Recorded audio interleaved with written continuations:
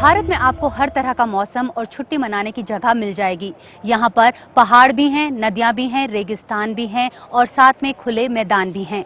आप लेकिन कभी न कभी छुट्टियां मनाने के लिए पहाड़ों पर जरूर आए होंगे, लेकिन अब पहाड़ों की हालत बद से बदतर होती जा रही है। इसके पीछे वजह क्या है? अनप्लान्ड कंस्ट्रक्शन या फिर जंगलों का कटना या फिर बढ़ते हुए टूरिस्ट? इन सभी सवालों का जवाब हम जानने की कोशिश करेंगे एनडीटीवी टोयोटा आओ पहाड़ बचाए कैंपेन में। इस कैंपेन की शुरुआत हम कश्मीर से कर रहे हैं, वो कश्मीर जो फिलहाल दूसरे कारणों से सुर्खियों में रहा है, लेकिन इसके बावजूद इस साल यहां पर 9 लाख से ज्यादा टूरिस्ट आए हैं। और आए भी क्यों ना, आखिरकार जहांगीर ने इसे जन्नत जो बताया है।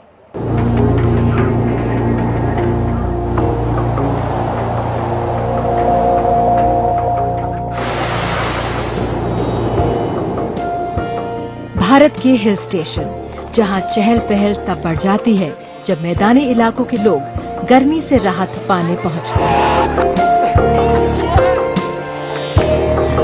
तकरीबन सारे हिल स्टेशन अंग्रेजों के जमाने के हैं। अंग्रेजों ने शिमला को गर्मियों की राजधानी बनाया। सालों तक भारतीय हिल स्टेशन पर्यटकों के लिए स्वर्ग बने रहे। यहाँ की बर्फीली चोटियां, हरी वादियां, नदियां, झीलें और फूलों से भरे बगीचे लोगों का मन मोह लेते हैं। लेकिन हाल के सालों में जब विकास की रफ्तार तेज हुई, हिल स्टेशन को वो तवज्जो नहीं मिली जिसके वो हकदार हैं। खराब प्लानिंग, बढ़ती आबादी, हरियाली की कमी और हर तरह के संसाधनों पर बढ़ता दबाव, पानी और ईंधन की लकड़ी की जरूरतों ने पर्यटक स्थलों को बदहाल कर दिया।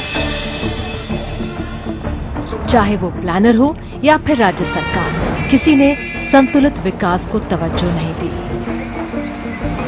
लेकिन चिंता की बात यह है कि ज्यादातर लोकप्रिय हिल स्टेशनों की हालत बद से बदतर होती जा रही है और एक वक्त आएगा जब कुदरत की गोद में बसे ठंडे, खूबसूरत और स्वर्ग सी सुंदर पहाड़ी वादियां हमेशा के लिए तबाह हो जाएंगी। Civic amenities, the facilities that go with the town, electricity, water, waste management, garbage management, your sewer lines are just all choking slowly. There is just not enough water to go around, not enough electricity. The roads from Shimla to Darjeeling are completely gone, and the towns just cannot cope with the pressure of the kind of tourism that they are attracting today. हिल स्टेशनों के मौजूदा हालात पर लोगों और राज्य सरकारों का ध्यान खींचने के लिए एनडीटीवी टोयोटा ने आओ पहाड़ बचाएं मुहिम शुरू की है। अगले 1 महीने हम हिमालय और दक्षिण भारत के पहाड़ी इलाकों का दौरा करेंगे और वहां की गंभीर समस्याओं को उजागर करेंगे। एनडीटीवी टोयोटा आओ पहाड़ बचाए कैंपेन में अब हमारे साथ जुड़ रहे हैं जम्मू कश्मीर के मुख्यमंत्री ओमर अब्दुल्ला। ओमर, सबसे पहले हम ये जानना चाहेंगे, जो डल जिसको नगीना बोला जाता है इस शहर का, वो श्रिंक हो रहा है। पहले बताया जाता है कि 22 से 23 किलोमीटर था, अब थोड़ा कम हो गया है। जो ब्यूटिफिकेशन का काम चल रहा है वो भी फ्रंट साइड पे चल रहा है, जो नागिन लेक की साइड है वहां पे ब्यूटिफिकेशन का काम इतना अभी नहीं हो पा रहा है। क्या वजह है इसकी? देखिए, इस झील के 2 हिस्से हैं, डल और नगीन। नगीन में इतनी कमी नहीं हुई है जितनी डल के तरफ कमी हुई है। नगीन में पानी की जो क्वालिटी है वो भी बाकी डल से बेहतर है। तो जहां हमें नगीन की तरफ तवज्जो देने की ज़रूरत है, उससे कहीं गुना ज़्यादा हमें तवज्जो डल को देनी होगी। डल में 2-3 चीज़ें हैं जो करनी बाकी हैं। एक तो डल के आसपास जो लोग रहते हैं उनका सारा जो सूएज है वो सीधा डल में जाता था। उस चीज़ को रोकने के लिए वहाँ पे सूएज ट्रीटमेंट प्लांट्स जो हैं वो तैयार किए गए हैं। घरों को उनसे कनेक्ट किया जा रहा है ताकि उनका जो है सूएज डायरेक्ट डल में ना जाए। दूसरा, डल के बीच में बहुत सारे लोग रह रहे हैं। हमारी जानकारी के मुताबिक लगभग कोई 14,000 से 15,000 लोग जो हैं डल के बीचों बीच रह रहे हैं, जहाँ पे पानी होना चाहिए। उनको उठाना होगा, न सिर्फ उठाना होगा, उनको सही जगह बसाना होगा, क्योंकि उनका रहन सहन सारा इस डल से लेना देना है, वो शिकारा वाले हैं, वो सब्जी वाले हैं, हाउस बोट वाले हैं, तो जाहिर सी बात है कि उनको डल से ज़्यादा दूर लिया नहीं जा सकता। तो उनके लिए एक ऑल्टरनेट कॉलोनी जो है श्रीनगर के नज़दीक वो तैयार किया जा रहा है और उम्मीद करते हैं कि इस साल के एंड तक या अगले साल की शुरुआत तक हम इनको आहिस्ता आहिस्ता डल के बीच में से निकालना शुरू करेंगे। तीसरी बात यह कि आसपास के इलाके जो हैं जहां से दरियाओं का पानी डल में आता है, उसमें जंगल के कटने के वजह से बहुत सारा जो सेडिमेंट है, सिल्टिंग, वो डल में आ रहा है, जिसके वजह से जो स्प्रिंग्स हैं, जो चश्मे हैं, वो चश्मे बंद हो रहे हैं। इन तीन चीज़ों को जब हम ठीक करेंगे तो आहिस्ता आहिस्ता डल की जो पुरानी खूबसूरती है, खासियत है, वो हम शायद वापस ला पाएंगे। उमर, वुलर लेक भी है जिसे एशिया की सबसे फ्रेश वाटर लेक कहा जाता है, मानसबल लेक है, उनके लिए क्या किया जा रहा है? क्योंकि हम ये देखते हैं कि राज्य सरकार का सारा कॉन्सेंट्रेशन शायद डल पर ही रह जाता है। जी नहीं, आप हैरान होंगे देख के कि हमारी सबसे बड़ी कामयाबी शायद मानसबल में हुई है। मेरे पास अभी वो तस्वीरें हैं नहीं, लेकिन कभी मौका मिले तो तस्वीरें देखिए पिछले साल मानसबल का और इस साल का। हमने बहुत सारी जगह जो है वहाँ ड्रेज करके झील को उस इलाके में दोबारा जिंदा किया है। आज के दिन में अगर आप मुझसे पूछें तो शायद सबसे बेहतर हमारी झील जो है वो मानसबल झील है हर लिहाज से।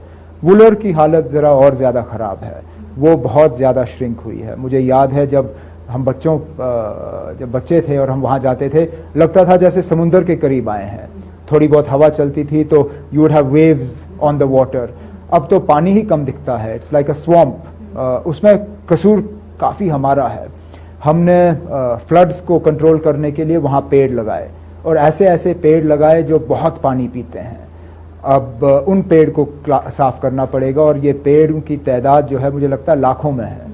तो एक तो वो किया जा रहा है, उसके बाद फिर आसपास के इलाके जो हैं वो उनको जो है झील से पीछे लिया जा रहा है। और तीसरा हमारी कोशिश है कि एक बैराज जो है जहलम पे वो हम तैयार करें ताकि पानी का लेवल हम ऊपर ला सकें और वुलर की जो साइज है उसको हम बढ़ा पाएं।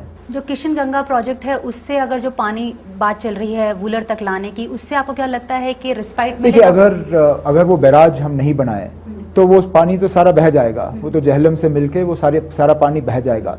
बैराज का फायदा ये है कि एक हाइट तक हम उस पानी को रोक पाएंगे और एक बार उसको रोक लिया तो जाहिर सी बात है कि जो झील है वो अपने पुराने किनारों पर वापस आ जाएगी। जो शंकराचार्य है वहाँ पे फॉरेस्टेशन को रिस्टोर किया गया है, लेकिन जो जबरबान हिल्स हैं और साथ में जो महादेव हिल्स हैं वहाँ पे हम देखते हैं काफी इंक्रोचमेंट हो रहा है। इसे रोकने के लिए राज्य सरकार क्या कर रही है? देखिए, बढ़ती आबादी की जो एक बोझ है वो जमीन पे पड़ेगा ही पड़ेगा।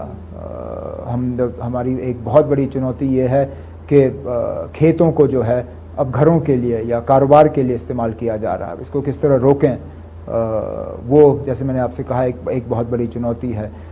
जंगल को किस तरह दोबारा जिंदा किया जाए, वो भी हमारे सामने एक परेशानी है। पहाड़ों पे किस तरह पेड़ लगाए जाएं। काफ़ी हद तक श्रीनगर के आसपास के इलाके जो हैं उनको हमने कंट्रोल किया है। जंगलों की कटाई और सफाई जो है, जितना हम श्रीनगर से दूर जाएं उतना ज़्यादा हुआ है, क्योंकि तवज्जो कम रही है और हालात की वजह से कोई वहां जा भी नहीं पाया है। दुख पथरी के लिए लोग कहते हैं कि वहां पे काफी इंक्रोचमेंट हुआ है, यहाँ के लोकल्स का ये कहना है, तो उसके लिए कुछ राज्य सरकार कर रही है? देखिए, इंक्रोचमेंट्स तो हम रोक रहे हैं और गैर कानूनी कंस्ट्रक्शन जो हम तोड़ रहे हैं। ये नए इलाके हैं जो टूरिज्म के लिए खोले जा रहे हैं और कुछ लोग कोशिश कर रहे हैं कि टूरिस्ट के आते आते वो भी इस चीज़ का फ़ायदा लें, लेकिन हमने तो ये तय किया है कि environment first, tourism infrastructure second. पहले तो हम एनवायरनमेंट को बचाएंगे। एनवायरनमेंट को बचाते बचाते अगर टूरिज्म इंफ्रास्ट्रक्चर की कोई गुंजाइश होगी तो उसकी हम इजाज़त देंगे, लेकिन बिना इजाज़त के अगर कोई कंस्ट्रक्शन वहाँ पे की गई तो उसको हम तोड़ देंगे, उसको हम नज़रअंदाज नहीं करेंगे। दाची गांव है, वहाँ पर वाइल्ड लाइफ को रिस्टोर करने के लिए क्या स्टेप्स लिए हैं? देखिए, दाची गांव में सबसे बड़ी खासियत हमारी हांगुल है और इस साल जो सेंसस के मुताबिक हमारे पास नंबर्स आ रहे हैं, देखा जा रहा है कि हांगुल की जो आबादी है वो बढ़ गई है। अगर यही सूरत हाल रही तो उम्मीद करते हैं कि हांगुल जो एक एंडेंजर्ड स्पीसीज है उसको शायद हम एक्सटिंक्शन से जो है बचा पाएंगे।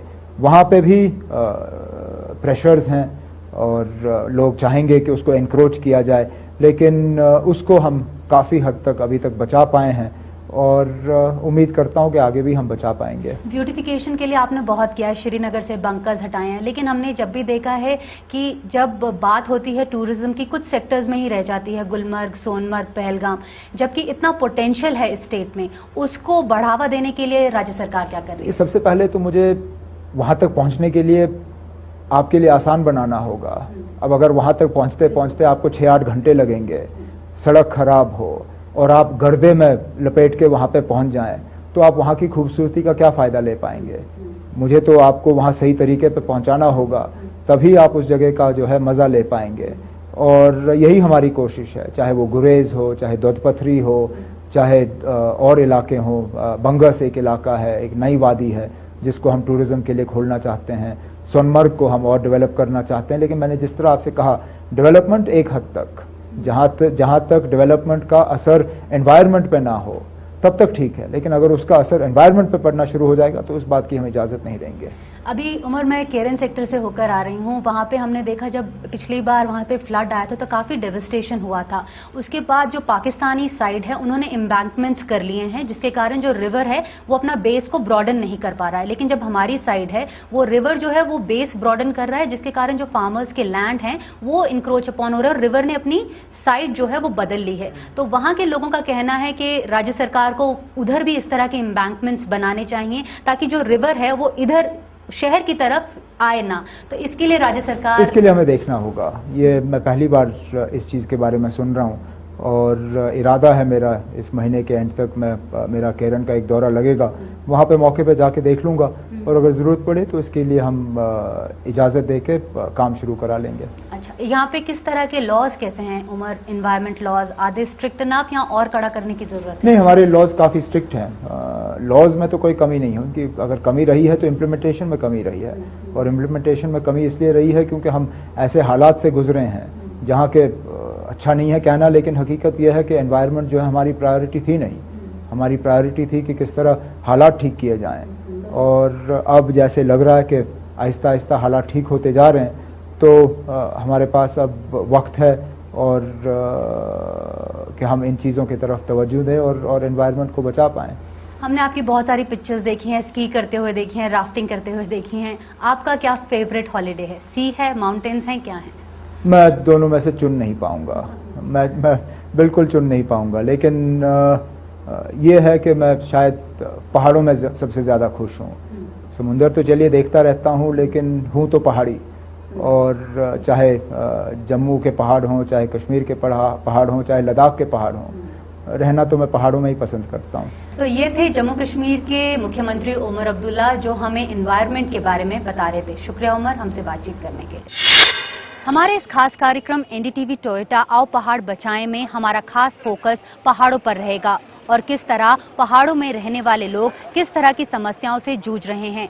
आपको खास तस्वीर दिखाने के लिए हमारे साथ जुड़ रही हैं मसूरी से तान्या सैली और साथ में लद्दाख से योगेश दामले और नॉर्थ ईस्ट से किशले भट्टाचार्य जी। किशले, सबसे पहले हम आपके पास आना चाहते हैं और आपसे ये पूछना चाहते हैं कि पिछले कुछ सालों में आपने किस तरह के बदलाव नॉर्थ ईस्ट में देखे हैं? यहाँ में जो नजर आ रहा है वो है कि जंगलों में कमी, पहाड़ों के कटाव और अतिक्रमण। हिल स्टेशन को रोकने के लिए और सॉइल इरोजन को रोकने के लिए आपके मुताबिक किशले, सरकार को किस तरह के कदम उठाने चाहिए? सरकार अगर कुछ करना चाहे तो कानूनों का सख्ती से पालन और जागरूकता पैदा करना चाहिए। अब तान्या, हम आपके पास आना चाहेंगे। मसूरी भी एक बहुत ही पॉपुलर टूरिस्ट स्पॉट है। यहाँ पर क्या ओवर कंस्ट्रक्शन एक वजह बनी है जिसके कारण यहाँ पर भी सॉइल इरोजन हो रहा है?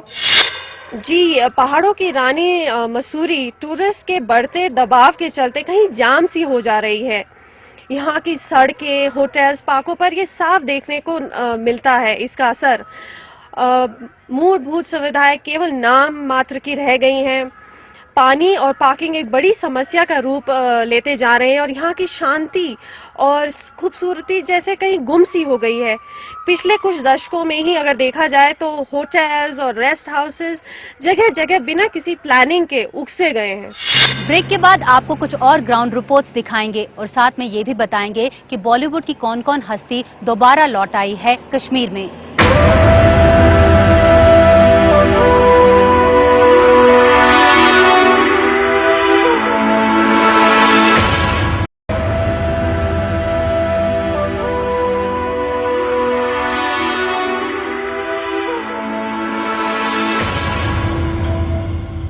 बाद आपका एक बार फिर से स्वागत है।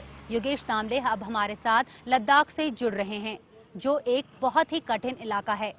योगेश, आप हमें वहां की कुछ जमीनी हकीकत के बारे में बताएं। जी बिल्कुल, आज नमस्ते की जगह जुल्ले कहने की बारी है, क्योंकि एनडीटीवी टोयोटा आओ पहाड़ बचाएं मुहिम की जो शुरुआत है उसका आगाज हम बिल्कुल एक बहुत खूबसूरत पड़ाव पर लेह शहर से कर रहे हैं, जहां पर आप जहां भी नजर दौड़ाएं आपको देश की सरहदों के निगहबान हिमालय के जो पहाड़ हैं, जो चोटियां हैं, वो आपको हर जगह दिखाई देंगी। साथ ही लेह की खूबसूरती का अगर हम बयान करें तो यहाँ पर जो पारा है 0 से 30 डिग्री नीचे से लेकर 0 से 30 या 34 डिग्री ऊपर तक, जो यहाँ के पैमाने पर काफी गर्म माना जाता है। ऐसे यहाँ पर मौसम के रंग बदलते हैं। दिन में आप किसी भी पहरे यहाँ देखें तो धूप के पहाड़ों के रंग भी आपको पीछे बदलते दिखाई देंगे। तो कुल मिलाकर 24 कैरेट सुहाना मौसम आपको यहाँ पर हर वक्त दिखाई देता है, जिसको देखने और जिसकी असलियत है उसके पीछे किस तरह की चुनौतियां हैं वो देखने हम यहाँ पर आप पहुंचे हैं। अगर हम लेह में कहीं भी नजर दौड़ाएं तो आपको मेरे पीछे एक जैसे बौद्ध मठ है, वैसे अनेक बौद्ध स्थापत्य शैली की बिल्डिंग्स आपको दिखाई देंगी। इस्लामिक कल्चर का भी यहाँ पर एक आपको थोड़ा सा हिंट, एक रंग आपको नजर आएगा। तो कुल मिलाकर भारत का जो एक सबसे ठंडा रेगिस्तान, देश का दूसरा सबसे बड़ा जिला माना जाता है, उस लेह से हम इस पूरी कैंपेन की शुरुआत करेंगे। लेह में जिस तरह की चुनौतियां हैं उनसे शुरू करते करते हम कश्मीर, हिमाचल, उत्तराखंड से होते होते आपको और भी कई जगहों से रूबरू कराएंगे। बॉलीवुड की लगभग हर फिल्म में आपने कश्मीर की खूबसूरती देखी होगी, लेकिन जैसे जैसे हालात यहाँ पर खराब होते चले गए, पहले सैलानी और फिर बॉलीवुड भी यहाँ से दूर हो गया। अब हालात बेहतर हुए हैं, पहले सैलानी और दोबारा से बॉलीवुड यहाँ पर लौट आया है। कश्मीर की कली हूँ मैं, मुझसे ना रूठो बाबूजी। कहा जाता है कि धरती पर जन्नत अगर कहीं है तो वो कश्मीर की वादियों में है। दुनिया भर में मशहूर ये वादियां कई बार बॉलीवुड के सदाबहार गानों में दिखाई दी हैं। जंगली फिल्म में शम्मी कपूर का याहू भी यही की वादियों में गूंज गया था। इन्हीं वादियों में शम्मी कपूर ने अपनी कश्मीर की कली से प्यार का इजहार किया था। मेरे दिल की नगरी परदेसियों से न अखियां मिलाना, परदेसियों से न अखियां मिलाना। और शम्मी कपूर के भाई शशि कपूर ने भी अपनी म्यूजिकल हिट जब जब फूल खिले में शिकारा वाले का किरदार निभाया था। और यही वादियां बॉबी फिल्म प्यार में डूबे नौजवानों की पसंदीदा सैरगाही थी। 60 और 70 के दशक में पर्यटकों के लिए कही जाने वाली ये वादियां एक्टर्स के लव सॉन्ग्स के लिए पसंदीदा जगह मानी जाती थी, चाहे गुलमर्ग की स्कीइंग स्लोप्स हो या पहलगाम की पहाड़ियां या फिर श्रीनगर की डल झील हो। कश्मीर के ये शानदार नजारे बॉलीवुड की फिल्मों का जरूरी हिस्सा माने जाते थे। पर 80 का दशक आते आते कश्मीर का माहौल बिल्कुल बदल गया था। 80 के दशक की शुरुआत आतंकवाद के साथ हुई और लगातार बढ़ती आतंकवादी घटनाओं की वजह से पर्यटन का माहौल तो जैसे गायब ही हो गया। इसके बाद कश्मीर को बॉलीवुड की फिल्मों में देखने की तमन्ना रखने वाले लोगों को निराश होना पड़ा।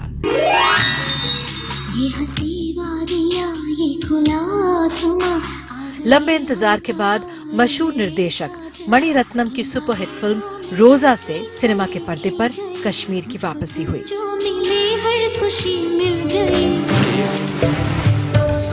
फिल्म रोजा में फिल्मों में वापस आया कश्मीर विदु विनोद चोपड़ा की फिल्म मिशन कश्मीर में भी दिखाई दिया। सोचो के झीलों का शहर हो। हालांकि कश्मीर में फिलहाल अमन का माहौल है, लेकिन इसके बाद भी सिनेमा के पर्दे पर कश्मीर को नजरअंदाज ही किया जाता रहा। लेकिन कुछ हफ्ते पहले माहौल बदला और किंग ऑफ रोमांस के नाम से मशहूर निर्देशक यश चोपड़ा और शाहरुख खान ने अपनी फिल्म जब तक है जान के साथ कश्मीर की खूबसूरती का रुख किया। तो जब इतनी बड़ी फिल्म बनती है तो एक कहीं ना कहीं पर ऐसा दिल में होता है कि लोग देखेंगे जरूर। और एक मेरी सिंपल सी बात है कि जब कश्मीर को जितना देखेंगे उतना उसे सराहेंगे, उतना प्यार करेंगे। जिस तरह से कश्मीर में पर्यटन दोबारा जोर पकड़ रहा है, ये भी उतनी ही खुशी की बात है कि बॉलीवुड के सितारे और उनके फैंस दोबारा उस जन्नत की ओर रुख कर रहे हैं जो सालों तक कहीं खो सी गई थी। अगले 1 महीने में एनडीटीवी आपको देश भर के टूरिस्ट स्पॉट्स का दौरा कराएगा और आपको ये भी बताएगा कि उन इलाकों से जुड़े क्या क्या मुद्दे हैं। अगर आपके पास भी ऐसा कोई मुद्दा है तो आप हमें जरूर बताएं। लॉग ऑन करें ndtv.com/hills या हमें लिखें hills@ndtv.com पर। अगर आप हमसे कुछ नहीं कहना चाहते तो हमारे image of the day contest में हिस्सा ले सकते हैं और जीत सकते हैं आकर्षक इनाम। आपका हमें इंतजार रहेगा। NDTV टोयोटा आओ पहाड़ बचाएं मुहिम में। अब तक के लिए इतना ही।